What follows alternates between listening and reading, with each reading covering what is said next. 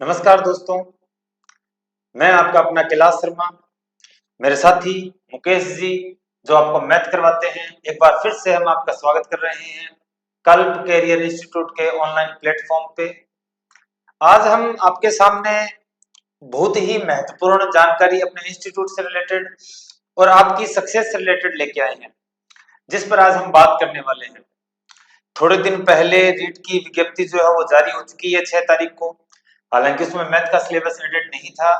Next day math के syllabus के साथ भी वैकेंसी जो है वो संशोधित वैकेंसी जारी हो चुकी थी। तो दोस्तों, आज हम बात करने वाले हैं कि इस रीट का जो एग्जाम होने वाला है जनवरी के अंदर, उसके अंदर आप लोगों के सिलेक्शन के लिए हम किस तरह रोल प्ले करेंगे, हम आपको किस तरह से डेटा, किस तरह से मटेरियल अवेलेबल करवाएंगे जिससे आपका सिलेक्शन जो सुनिश्चित हो सके। आज जो आपके सामने दुनिया की भीड़ लगी पड़ी है, कोई कैसे ही करवा रहा है, कोई कैसे ही करवा रहा है, कोई कैसे ही बुक पब्लिश करवाता जा रहा है, कोई कैसे ही वीडियो बनाते जा रहा है। ये सब चीजें जो है वो आप लोगों के सामने है, लेकिन आपको पता है कि इन चीजों में बहुत इश्यूज हैं। किस पे, किससे हमें पढ़ना चाहिए, किससे नहीं पढ़ना चाहिए, कौन सी बुक परचेज करनी चाहिए, कौन सी नहीं करनी चाहिए। क्योंकि ये वैकेंसी जो है वो पंचवर्षीय योजनाओं की तरह हो रखी है। 5 साल में एक वैकेंसी कंप्लीट होती है, और अगर इसके बाद हमारा कोई फैसला गलत हो, कोई बुक के चयन का, कोई क्लास के चयन का, तो हम ता जिंदगी ता उम्र पछताते रहते हैं।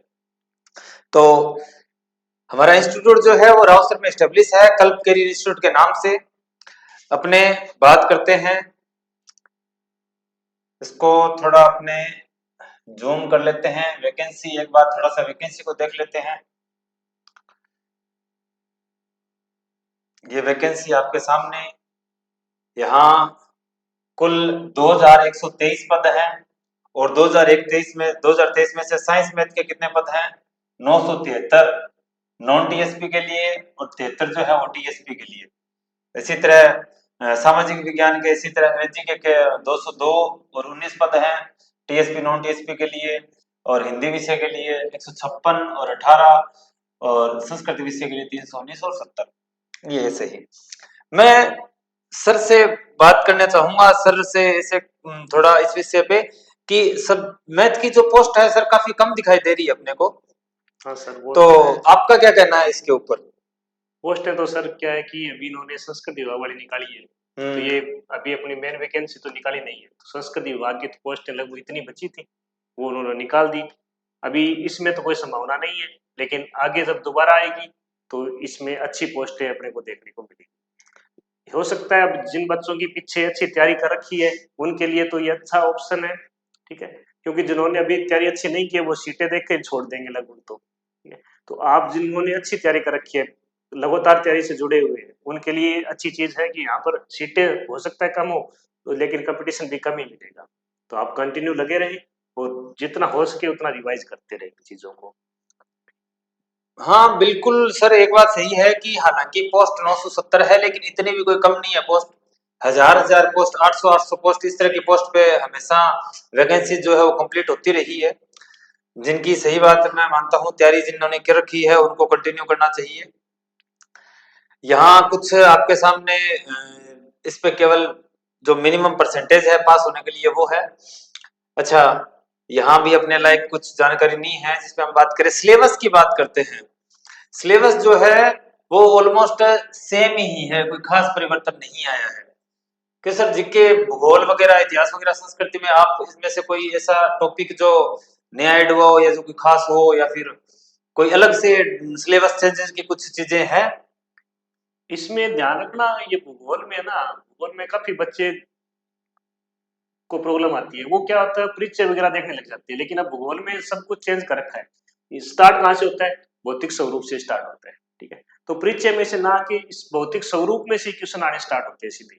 हाँ, एक क्षेत्रफल आई, परिचय का चलता है, हाँ परिचय का चलता, बिल्कुल हाँ। बिल्कुल सही। कुछ क्या है कि वो सिलेबस ध्यान से नहीं देखते, तो वो परिचय भी करवाते रहते हैं टीचर भी, ठीक है। और कुछ बच्चे जो नए हैं उनको पता नहीं होता, तो वो वहीं से स्टार्ट करते हैं राजस्थान के। वो पहले सभी जिले याद करते हैं, ठीक है। तो आपको भौतिक स्वरूप से याद करना, हाँ करने जरूर है जिले याद, ठीक है। तो आपको लेकिन पैटर्न क्या तरीका, भौतिक स्वरूप, तो क्वेश्चन यहीं से पड़ेगा। कि उसके अंदर क्या क्या चीज कितने भागों में डिवाइड किया गया है, वहीं से क्वेश्चन आ रहे हैं, ठीक है, ना कि परीक्षा में से क्वेश्चन आए। ठीक है, तो अब सिलेबस को अपने पास रखें, इसी के अकॉर्डिंग बढ़ते रहिए, तभी आपके क्वेश्चन आराम से मिल जाएंगे। और अच्छे क्वेश्चन जीके में क्या है, बोर्ड है वो ठीक है कुल मिला के, ठीक है, आप रिवाइज पीछे वाले क्वेश्चन रिवाइज करते रहें, उन्हीं से जुड़े हुए आगे क्वेश्चन करते रहें, तो अच्छा क्वेश्चन बन जाएगा आराम से। ठीक है, ऐसे ही अपने इतिहास और संस्कृति में है, सभ्यता वगैरह है, इनमें सभी में अपने को एक दो क्वेश्चन मिल जाते हैं और सिंपल सिंपल क्वेश्चन मिल जाते हैं। थोड़ा अपने सिलेबस और आगे बढ़े तो प्रमुख व्यक्तित्व वगैरह ऑलमोस्ट सिलेबस तो वो सेम ही है जो प्रीवियस वैकेंसीज के अंदर रहा है। बस वो आपने जैसा कि बहुत वो सही बताया, मैं खुद बिल्कुल आज ये बात समझाऊं कि परिचय तो कभी था ही नहीं, और परिचय भी मैं भी हमेशा पढ़ता रहा, उसको बार बार रिवाइज करता रहा। बाकी ऑलमोस्ट टॉपिक तो वही है, तो सिलेबस तो ज्यादा कुछ चेंजेस है भी नहीं। अच्छा, यहाँ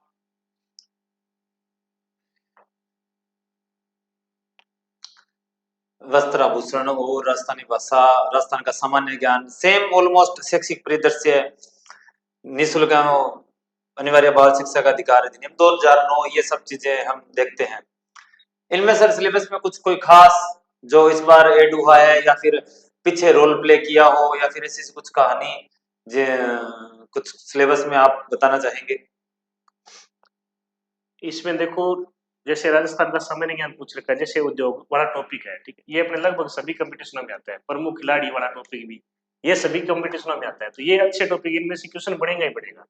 ठीक है, धार्मिक स्थल जैसे अपनी चर्चा में रहे हैं, उन पे ज्यादा ध्यान दो। ठीक है, वैसे तो बहुत बड़ा टॉपिक है, लेकिन अपने वही टॉपिक वही चीजें करो जो अपने चर्चा में रही है, हाल ही में करंट में हो, ठीक है, उन पे ज्यादा ध्यान दो। ठीक है, अब जन कल्याणकारी योजनाएं बहुत चल रही है वैसे तो, ठीक है, लेकिन आपको जो करंट में है वो पता होना चाहिए। ठीक है, वैसे तो कोई इनका अंत नहीं है, कितने करते रहो, तो आप जितना कर रहे हो ना उसको अच्छे से करते रहो, बस अब तो रिवाइज का टाइम है, नई चीज नहीं, जो कर रहे हो उसी को बार बार रिवाइज करो, सिलेबस बहुत बड़ा है।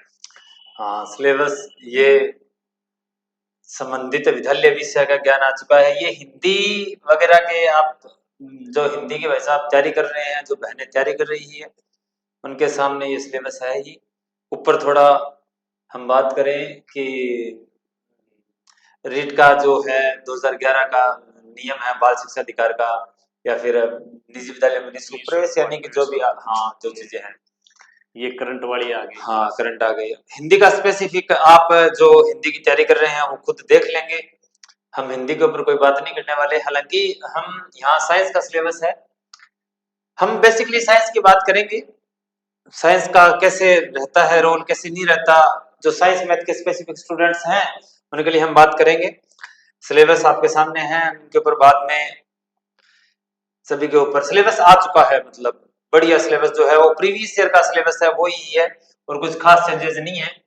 हम सिलेबस देख चुके हैं, आपके सामने है, यही सेम सभी की शिक्षण विधियां वगैरह, उपचारात्मक निदानात्मक, ये चीजें सभी पीछे जितने भी रीट के एग्जाम है उन सभी में आया है ये, तो हम अलग से ऐसा कुछ नहीं है स्पेसिफिक कि सर इस बार कुछ ऐड हुआ है क्या सिलेबस में। अच्छा, भूल में इस बार पहले क्या हुआ था कि मैथ की जो सिलेबस है वो दिया नहीं गया था, बाद में दिया गया है। प्रिम्य संख्या, ये तो टॉपिक सर अपना चल भी रहा है, क्यों? हाँ, ये पहला टॉपिक चल रहा है। प्रिम्य संख्याएं, वास्तविक संख्याएं, दशमलव प्रसार, आज आपने दशमलव प्रसार की क्लासेस भी ली है, वास्तविक संख्याओं के लिए घातांक नियम, ये तो अपना सिलेबस ऑलमोस्ट जो है वो प्रीवियस सिलेबस है, सेम वापस जो है साइंस का भी सिलेबस में उन लोगों ने डाल दिया था ताकि किसी को कोई परेशानी ना हो। हालांकि टॉपिक वही है, परमाणु अणु मोल जो भी है टॉपिक वही है, ये वापस सेम चीजें हैं। अब हम बात करते हैं मुद्दे की, हमें सिलेक्शन किस तरह लेना है, हम इस पे बात करेंगे। हम पोस्ट की बात कर चुके हैं सब्जेक्ट वाइज, अपने जो मैथ साइंस की पोस्ट है ये ऑलमोस्ट पोस्ट आई है लगभग 950 के पास, 950 के पास। बाकी की हम बात कर चुके हैं, हिंदी की भी लगभग 156 है, किसी की 200-250 है, हिंदी की लगभग 156 है, 150 की बात कर ले हम। ऐसे ही संस्कृत की और ऐसे ही एसएसटी की, इनकी लगभग 250 पोस्ट है, और इंग्लिश की भी ऐसे ही हमने देखी लगभग 250 पोस्ट है। तो हालांकि मैथ साइंस का जो है वो काफी कम पोस्ट रही है, बाकी सभी की काफी कम पोस्ट है। लेकिन जैसा कि सर ने बताया, अगर आप कंटिन्यू मेहनत करते आ रहे हैं तो आप मेहनत कीजिए, आपको पीछे नहीं हटना है, आपका सिलेक्शन होगा, डेफिनेटली होगा। पीछे नहीं हटना है, पीछे हट गए तो उस दिन सिलेक्शन जो है वो आपका कैंसिल हो गया, खत्म हो गया सिलेबस। सारी मेहनत, जिंदगी भर की मेहनत, 10 साल की मेहनत, 15 साल की मेहनत, 5 साल की मेहनत, 2 साल की मेहनत, 6 साल की, सब व्यर्थ हो जाती है। हालांकि इतनी कम पोस्ट देखने के बाद, जैसा कि सर ने बताया था कि बाकी बहुत सारे स्टूडेंट्स तो क्विट ही कर देने वाले हैं। हाँ, रोल कंपटीशन में नहीं आएंगे। सिलेबस की बात भी हम कर चुके हैं, सिलेबस कैसा है कैसा नहीं है। अब दोस्तों, मेन जो हमें यहाँ रोल प्ले करेगा हमारे सिलेबस के अंदर, हम उसकी बात करते हैं, क्वेश्चन पेपर पैटर्न की। जो अभी इन दिनों में आरपीएससी के एग्जाम हुए हैं, आरपीएससी के एग्जाम हुए हैं, जो एमएसएसबी के एग्जाम हुए हैं, आप इनको दोस्तों भाई बहन ही मानो। क्यों सर? बिल्कुल सर, कोई खास फर्क नहीं है, कोई फर्क नहीं है। और आरपीएससी तो इसी तरह के एग्जाम ले रही है, सेकंड ग्रेड का एग्जाम लिया, जो वीडियो का एग्जाम लिया है, जो परिचालक अभी एसआई का हुआ हाँ, और कल परसों जो एसआई टेलीकॉम का एग्जाम हुआ है, ये जो एग्जाम हो रहे हैं ना, ये इनको आप कह सकते हो भाई बहन, और एक जैसी सी ही स्ट्रक्चर पे चल रहा है, जो प्रेजेंट में आरएसएमएसएसबी बोर्ड या आरपीएससी बोर्ड। तो आप सर इस पैटर्न के बारे में क्या कहना चाहेंगे? अभी के बोर्ड के ऊपर क्या, मतलब अभी जो रीट का एग्जाम होगा आगे जनवरी के अंदर, उसके ऊपर इस तरह इन पैटर्न का क्या फर्क रहने वाला है? हमें किस हिसाब से इनको देखना चाहिए वहां से? जैसे सर अभी वीडियो का और पटवारी वगैरह जो भी एग्जाम हुए हैं उनमें परिचालक में हमने देखा है, जीके है वो ठीक है, कुल जो पढ़ा हुआ है वो जीके वाले क्वेश्चन अटेम्प्ट कर रहा है आराम से, ठीक है। अब बची है साइंस और मैथ, ठीक है, जो अपने सब्जेक्ट है, ठीक है। तो मैथ का लेवल उन्होंने वैसा ही रखा है जो पहले था। पहले एग्जाम्स बोर्ड जीके भी अच्छा लेवल का डालती थी, लेकिन अब जीके ठीक है, कुल मिलाकर जिन्होंने पढ़ रखा है वो जीके आराम से कर सकता है। लेकिन मैथ का लेवल उन्होंने वास्तव में अच्छा रखा है, अभी तक मैथ के लेवल में कोई चेंज नहीं किया है। अच्छे लेवल के क्वेश्चन आ रहे हैं, अच्छा आपने बार बार प्रैक्टिस की है तभी क्वेश्चन अटेम्प्ट हो पाएंगे, ठीक है। टाइम का भी इशू रहता है, साइंस वाले बच्चों के लिए तो बहुत ज्यादा इशू रहता है, ठीक है, मैथ वाले बच्चों से नहीं हो पाता, ठीक है। तो आपको बार बार, अब मैथ साइंस वाले बच्चों ने जितनी मैथ कर ली है उतनी मैथ को आप रिवाइज करते रहे बार बार। अब नया टॉपिक यदि आपने नहीं किया वो छोड़ दो, ठीक है, उससे कोई नुकसान नहीं होगा। लेकिन जब यदि आपने जो कर रखा है उसको यदि रिवाइज नहीं किया तो उसका बहुत बड़ा नुकसान होगा, ठीक है। तो जितना आपको बेसिक करना है, कोई टॉपिक है, मान लो अपना नंबर सिस्टम चल रहा है, ठीक है, या जो भी टॉपिक है उसका आपने जितना बेसिक कर लिया, जितना आपके समझ में आ गया उतना ही करो, उसके आगे नई चीज है तो उसको छोड़ दो, उसमें कोई फायदा नहीं है, ठीक है, वो नुकसान ही करेगा, ठीक है। तो बार बार बस रिवाइज करते जाओ। और साइंस वाला सब्जेक्ट तो पढ़ने वाले बच्चे अब पढ़ रखा है सभी ने लगभग, ठीक है, तो उसमें फिर भी कवर हो जाएगा, उसके भी अच्छे क्वेश्चन आ रहे हैं साइंस के लिए, ठीक है। तो आप सब्जेक्ट पे थोड़ा सा ज्यादा ध्यान दो और जीके नॉर्मल अपना पढ़ते जाओ, ठीक है, अच्छे पेपर मिलेगा देखने को अपने, ठीक है। बिल्कुल। और यहाँ हम बात करने चाहेंगे स्पेसिफिक रीट के लिए, हम पोर्शन के अकॉर्डिंग बात करेंगे। रीट का जो एग्जाम, संस्कृत भर्ती परीक्षा का विभाग का जो एग्जाम जनवरी के अंदर 2026 में होने वाला है, हम बात करेंगे। यहाँ हमारे लिए एक पोर्शन आ गया जीके का, एक पोर्शन आ गया हमारे लिए साइंस का, एक पोर्शन आ गया हमारे लिए मैथ का, एक पोर्शन आ गया हमारे लिए साइकोलॉजी का आ गया, और फिर टीचिंग मेथड आ गई, टीचिंग मेथड आ गई, टीचिंग मेथड के बाद आईसीटी आ गई। क्या आ गई? आईसीटी आ गई, टीचिंग मेथड है लिए। अच्छा, और साइकोलॉजी के अंदर भी यहां से हम बात करते हैं। और जीके का तो 3 है, हम क्या कहेंगे, एक तो करंट आ गया, एक क्या आ गया, ज्योग्राफी आ गई, एक हिस्ट्री आ गई, और एक पॉलिटिकल साइंस आ गई, पॉलिटिकल साइंस। पिछले एग्जाम की बात करें ना सर, प्रीवियस एग्जाम जो हुआ था 2023, जो मैथ साइंस का स्पेसिफिक एग्जाम हुआ था वो 25 फरवरी 2023 को हुआ था, रीट का जो एग्जाम। और बाकी यही से स्टार्ट हुए थे, ये दूसरे सेशन में था मैथ साइंस का, और पहले सेशन में लेवल 1 वालों का था, और उसके बाद आगे डे बाय डे एग्जाम हुए थे। जैसे कि हमने वो जो एग्जाम 2021 में देखा था, वो एग्जाम बहुत इजी लेवल का था, किसी के 150 बन रहे थे, 150 में से 148 नंबर तक आ रहे थे। लेकिन उसी के बेसिस पे जब हमने ये सोचा कि ऐसा ही एग्जाम आगे होगा, तो हमने जब ये पेपर देखा था तो बढ़िया पसीने आए थे, बढ़िया पसीने आए थे, ऐसी बात नहीं है। पॉलिटी जो है ना वो प्रीमियम लेवल की आती है।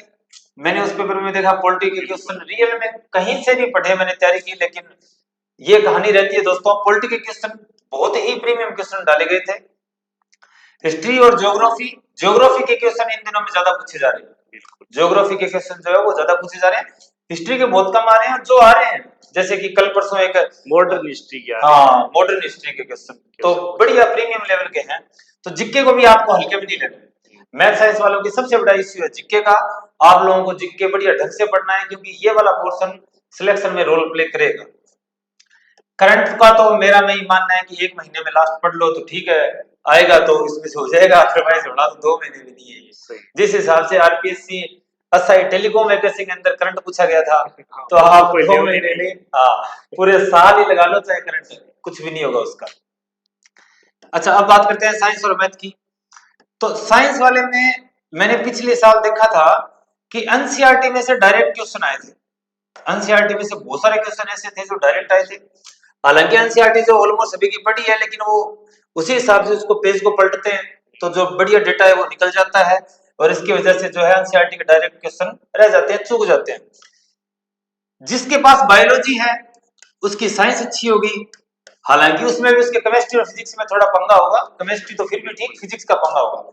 उनकी मैथ तो पूरी तरह से वीक मिलेगी, और जिनकी मैथ है जो मैथ के हैं उनकी साइंस वीक मिलेगी। और जिस हिसाब से पेपर आ रहा है दोनों ही अपर लेवल के, दोनों ही अपर लेवल के देखने को मिलेंगे आपको। अपर लेवल के आप बढ़िया ढंग से तैयारी करेंगे। बिल्कुल, पिछली बार भी साइंस में बायोलॉजी के क्वेश्चन ऐसे ऐसे आए थे जो नहीं हो पा रहे थे, बायोलॉजी के टीचर्स तक से नहीं हो रहे थे, तो हम तो कहें क्या। अच्छा यूं मैथ में भी पिछली बार ऐसे क्वेश्चन थे जो आप उठा लेना, हाँ यदि हो भी रहे थे तो टाइम कंज्यूमिंग थे, टाइम कंज्यूमिंग प्रोसेस थे। साइंस वाले बच्चों उनमें ना उलझे तो ही अच्छा है, क्योंकि वो और पोर्शन को भी खराब कर देते हैं टाइम की वजह से।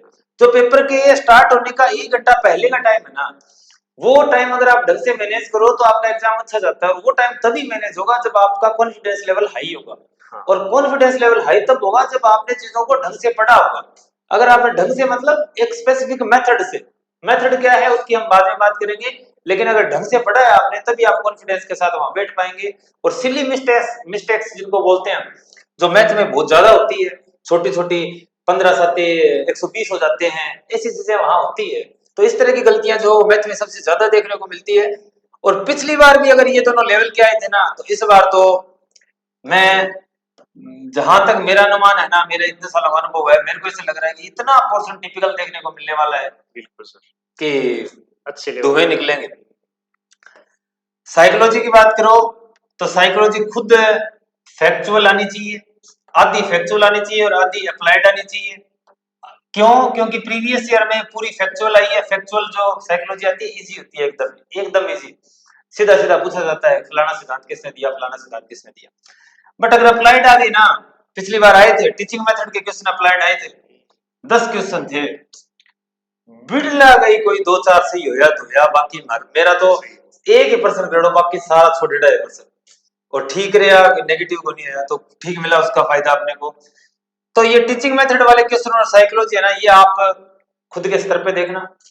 फैक्चुअल बढ़िया ढंग से तैयार करनी है अपने को। फैक्चुअल तो अगर फैक्चुअल आए तो हमें कोई सुनाओ, अप्लाइड आ गया ना तो आप चिंता ही मत करना, जैसे आप हो वैसे सारे होंगे, क्योंकि पिछला पेपर उठा के देख लेना, यकीन ना हो तो। आईसीटी पे ज्यादा ध्यान देने की जरूरत नहीं है, 5 क्वेश्चन आए थे और वो चाहे तो कहीं से ही दे सकते हैं, पिछली बार भी ऐसे ही किया था। बहुत बड़ा टॉपिक है वैसे तो, हाँ, क्या दे इसमें, बिटकॉइन पूछ लिया, बिटकॉइन कब स्टार्ट हुआ था, ऐसे मतलब इस तरह के क्वेश्चन अगर पूछ रहे हैं तो वो हाँ करना है, लेकिन एक थोड़ा टाइम देना है उसी के हिसाब से, उन्हीं चीजों को बात चाहिए आपको इसका। तो कुल मिला के अगर इस पेपर पैटर्न की बात करें तो पैटर्न अभी चल रहा है, या जो पीछे एग्जाम के देखें तो इस बार एग्जाम जो है मेरे को लग रहा है कि मॉडरेट से लेके जो टफ है ना उसके बीच का रहने वाला है। ऑल ओवर एग्जाम यहाँ कहीं एग्जिस्ट करेगा, बिल्कुल मॉडरेट से भी ऊपर रहेगा, और टफ कुछ क्वेश्चन तो बहुत सारे बढ़िया रहने वाले हैं। आपका क्या कहना है कि इस बार एग्जाम के ये मॉडरेट टफ लेवल पे क्या किस तरह का रहेगा? बिल्कुल सर, पेपर अच्छा ही आएगा। जिन्होंने अच्छी तैयारी कर रखी है उनके लिए तो और भी अच्छी बात है, यदि इस लेवल का पेपर आता है तो बहुत ही अच्छी बात है। जिन्होंने तैयारी कर रखी है उनको इस चीज का बहुत बड़ा बेनिफिट मिलता है।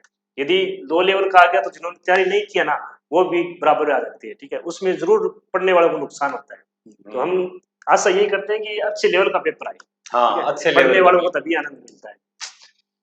अब दोस्तों, ये जितना भी पोर्शन है हमने इसकी बात कर ली, और हम आपके सामने यहाँ आज खड़े हैं। एक लंबे टाइम हमारा हमें पढ़ाते हुए हो गया, हम लोगों से डायरेक्ट इंटरेक्ट हुए हैं, बहुत सारे बच्चों के साथ जो पढ़ रहे हैं या जो सिलेक्ट हो चुके हैं ऑलरेडी। कुछ मेथड्स हैं, उन मेथड्स के थ्रू अगर अपन स्टडी करें, यानी कि स्ट्रेटजी के साथ अगर स्टडी करें, तो बढ़िया ढंग से क्या हो सकता है, अपना सिलेक्शन हो सकता है। अगर आप स्ट्रेटजी नहीं यूज करते हैं ना ढंग से, अगर मेथड्स को यूज नहीं करते, तो आप दोस्तों कितना भी पढ़ लें वो सफल नहीं हो पाता, क्योंकि चीजें जो है वो एग्जाम में कुछ इस तरह पूछी जाती है कि आप कहां से स्किप करना सोचते हो, वहीं से एग्जामिनर जो है क्वेश्चन पुट करता है। आपने एक बार पढ़ा तो आपके दिमाग में से निकल गया। रिवीजन बार बार करना, कम से कम हमारा मानना है कि कम से कम अगर 100 बार रिवीजन हो जाए साइंस का, मैथ का, इनका, और हो भी जाता है। आपको लग रहा होगा कि सर ये तो एग्जेजरेशन वाली बातें हैं, अतिशयोक्ति वाली बातें हैं। अतिशयोक्ति नहीं है, ये हमने किया है, इतनी इतनी बार रिवीजन किया है, इसलिए मैं आपको बता रहा हूं। तो ये इतनी बार अगर आप रिवाइज कर पाएंगे ना, तो चीजों को बढ़िया ढंग से टैकल कर पाएंगे और बढ़िया सिलेक्शन हो भी पाएगा। करना कैसे, पढ़ना कैसे, इन सभी सब्जेक्ट को पढ़ना कैसे है, किस तरह से तैयारी करनी है। अगर आप चाहते हैं कि आप हमसे बात करना चाहते हैं कि किस तरह से पढ़ाई करनी चाहिए, किस तरह से नहीं करनी चाहिए, आप मेंटरशिप की बात करते हैं, गाइडलाइन की बात करते हैं, तो आप राहुल सर में माहेश्वरी धर्मशाला के पास हमारा इंस्टीट्यूट है, गली नंबर 27, राहुल सर में, सरदार सर रोड पे, कल्प कैरियर इंस्टीट्यूट के नाम से आप हमसे कांटेक्ट कर सकते हैं। आप व्हाट्सएप भी कर सकते हैं हमें 78 520 70 976, 70 976, 78 520 70 976। आप इन नंबर पर कांटेक्ट कर सकते हैं, कॉल कर सकते हैं। आप लोगों के लिए ये सुविधा 24/7 आवर अवेलेबल है। जब भी आप कहेंगे, आपको जिस भी लेवल की, जिस भी तरह की आपको जानकारी, जिस भी तरह की आपको गाइड चाहिए, हम आपके लिए हर मोड़ पर मिलेंगे आपको। हम चाहते हैं कि आपकी सफलता में हम सफल रहे, आपको इस सफलता को सुनिश्चित करवाएं, ताकि आप लोगों के घर में भी, आप लोगों के जीवन में एक नई रोशनी चमके। तो आप हमसे कांटेक्ट कर सकते हैं। इसके अलावा हम किस तरह से यहाँ आपके लिए कोर्स लेके आ रहे हैं, सिलेबस लेके आ रहे हैं, ये मैं आपको बता देता हूँ। सबसे पहले साइंस की बात कर लेते हैं। साइंस में जो है आपकी एनसीईआरटी चल रही है, अभी एनसीईआरटी चल रही है, 6th 7th की हो चुकी है, 8th के 1-2 लेसन करवाए जा चुके हैं। और यहाँ से भी मैं आपको बता चुका हूँ, आपने देखा होगा उन्हीं क्लासेस में मैं बता रहा हूँ आपको उतना डेटा लिखना है जितना वहां से इंपॉर्टेंट है, जितना मैं बता रहा हूँ सारा वहां नहीं करना। अच्छा, फायदा क्या रहेगा दोस्तों, एक बुक के आपने देखे होंगे वीडियोस के अंदर, तो नोट्स बन रहे हैं 3-4 पेज के, इतने ही पूरे बुक के। 6th क्लास के तो शायद इतने है भी नहीं, और इसी तरह 7th क्लास के 4 या 5 पेज के बन रहे हैं। तो इसका मतलब 6, 7, 8 तीनों के अगर आपने देखें तो 10 पेज के नोट्स हैं।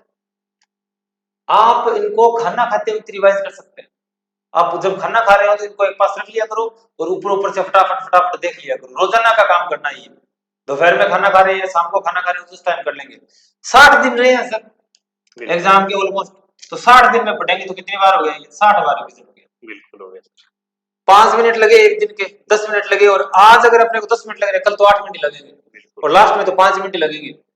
जब ये कहानी हो जाएगी ना, तो जब भी आपका एग्जाम हो रहा है, मान लो कि आपका एग्जाम हो रहा है 27 जनवरी को या 7 जनवरी, जो भी उन्होंने बता रखी है, जब भी डेट फाइनल निकले, तो आपको 7 से पहले जो 5 दिन है, 2 से लेकर 7 तक, आप बार बार चीजों को, जिनको देख रहे होंगे, आपको कम से कम एनसीईआरटी नहीं उठानी।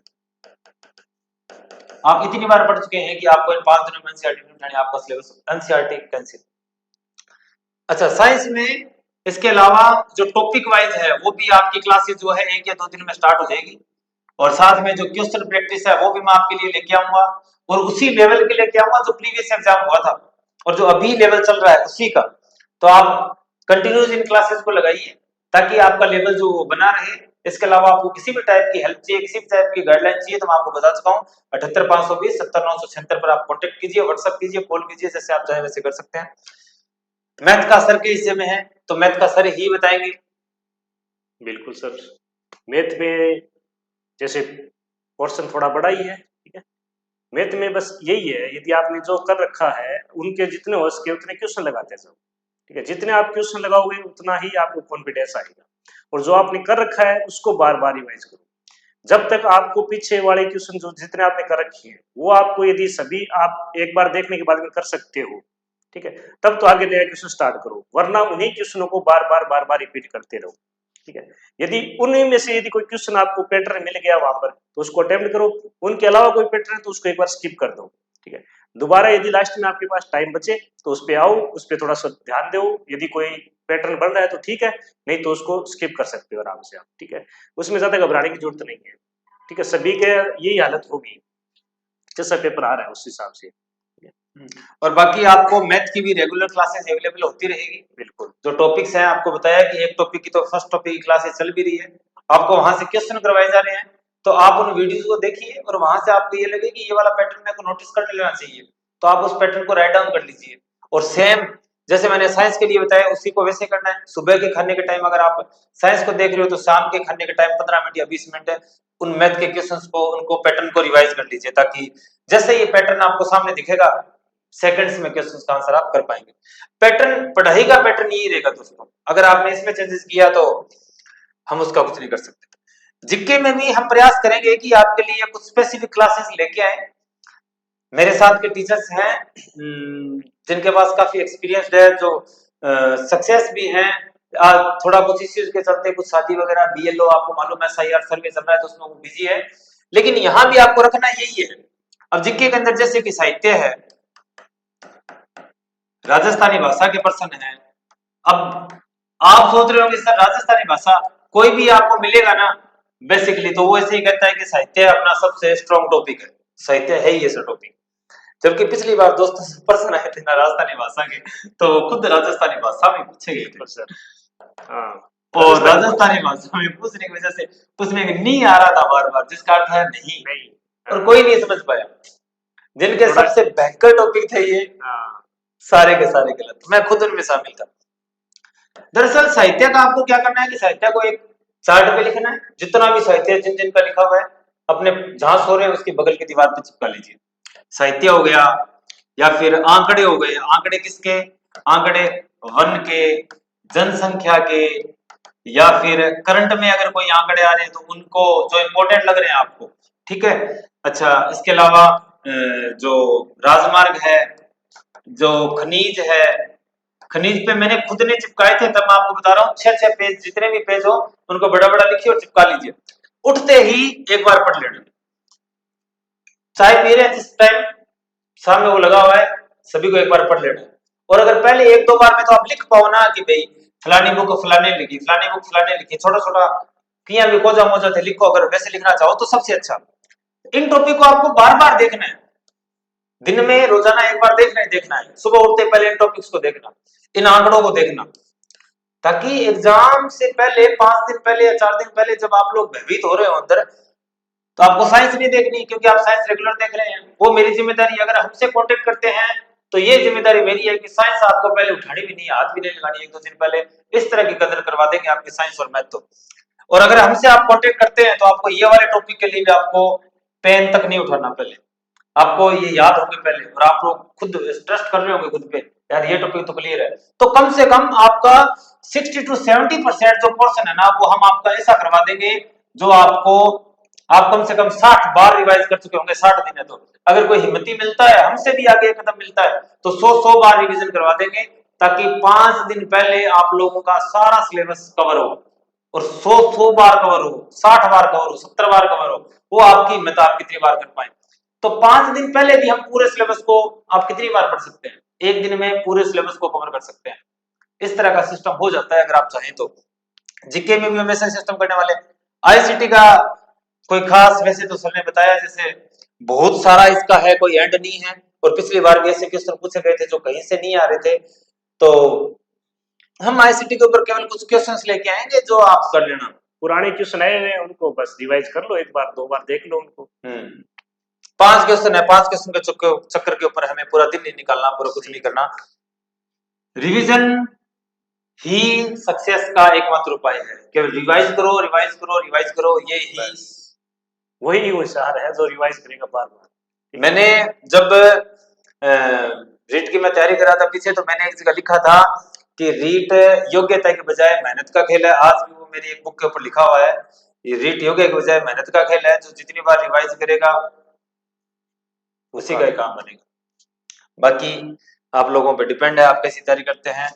तो अपने जो है वो इसी पैटर्न पर रहने वाले हैं, उसी पैटर्न के ऊपर मैथ की क्लासेस चल रही है, साइंस की क्लासेस भी आपको टॉपिक वाइज एनसीईआरटी मिल ही रही है, टॉपिक वाइज आपको अवेलेबल होना स्टार्ट हो जाएगी। बायोलॉजी के जो हमारे साथ के सर है वो भी आपको बायोलॉजी स्पेसिफिक अवेलेबल करवाएंगे, ताकि पिछली बार की तरह ना हो। बायोलॉजी के जो क्वेश्चन है, प्रीमियम क्वेश्चन जो थे वो भी नहीं हो पा रहे थे।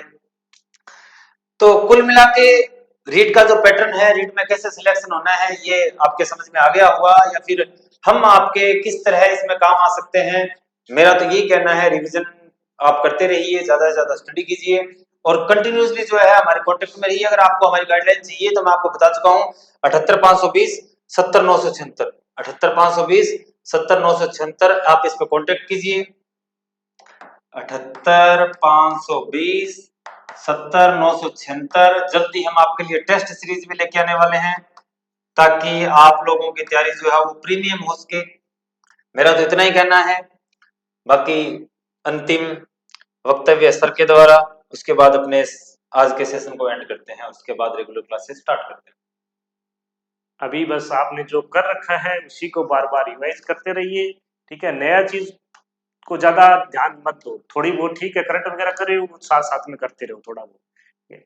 बाकी आप कॉन्फिडेंस रखें, जितना आपने पढ़ रखा है उतना इनफ है, ठीक है। अब उसको बार बार रिवाइज करते रहो, ठीक है। और लास्ट टाइम में क्या है, घबराहट तो होती है, इतना बड़ा सिलेबस है कैसे करेंगे, नॉर्मल सी बात है, सभी की होती है। कराने वाला कोई जो होती है। हाँ, जो टॉपर आएगा उसको भी उतनी घबराहट होगी, ठीक है। जिसका सिलेक्शन होगा उनको घबराहट जरूर होती है, जिन्होंने पढ़ रखा है वो उनको डर लगेगा, ठीक है। तो उसमें कोई दिक्कत की बात नहीं है, आप आराम से रिलैक्स रहे, पहले तो वो चिल करके पढ़े आराम से, ठीक है। ज्यादा डिप्रेस ना जाए इसमें, ठीक है। आराम से पढ़ते रहे और आपका सिलेक्शन 100% होगा, बस आप मेहनत करते रहिए। धन्यवाद। और आपको कोई कुछ भी, अगर हम में से किसी की भी कुछ भी जानकारी लेनी है तो आप इस पर कांटेक्ट कर सकते हैं। आप लोगों का बहुत बहुत धन्यवाद दोस्तों। चैनल को लाइक कीजिएगा, शेयर कीजिएगा, सब्सक्राइब कीजिएगा, और इसी के साथ मिलते हैं अपनी नेक्स्ट क्लास के अंदर। जय श्री राम।